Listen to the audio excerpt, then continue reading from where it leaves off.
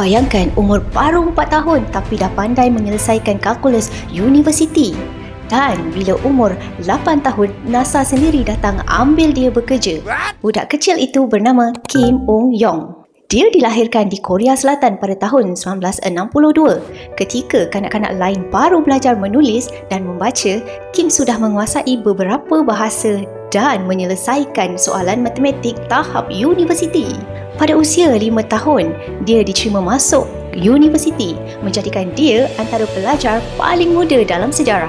Kepintaran luar biasa ini menjadikan Kim perhatian dunia. Media mengangkatnya sebagai kanak-kanak paling pintar di dunia. Namun, dalam senyap, dia membesar tanpa kehidupan kanak-kanak seperti biasa. Hari-harinya dihabiskan di bilik kuliah, makmal dan studio televisyen. Dia tak membesar dengan permainan dan kawan sebaya, tetapi dengan tekanan dan jangkaan orang dewasa. Dalam usia yang sepatutnya penuh permainan, dia sudah terlibat dalam projek kejuruteraan dan penyelidikan angkasa. Dunia kagum. Tetapi tiada siapa bertanya apa yang dirasakan oleh seorang kanak-kanak yang dipaksa menjadi dewasa terlalu awal. Apabila Kim berumur 16 tahun, dia membuat keputusan yang mengejutkan dunia. Dia meninggalkan NASA dan pulang ke Korea Selatan. Dia memilih untuk masuk universiti biasa dan memulakan hidup semula sebagai orang kebanyakan.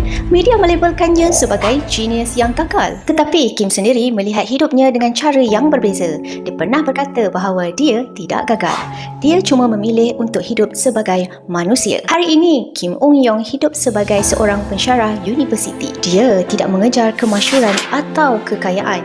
Dia memilih hidup yang sederhana, tenang dan stabil. Kisahnya mengingatkan kita bahawa kejayaan yang hanya mengangkat nama tetapi mengorbankan jiwa takkan benar-benar membawa kebahagiaan.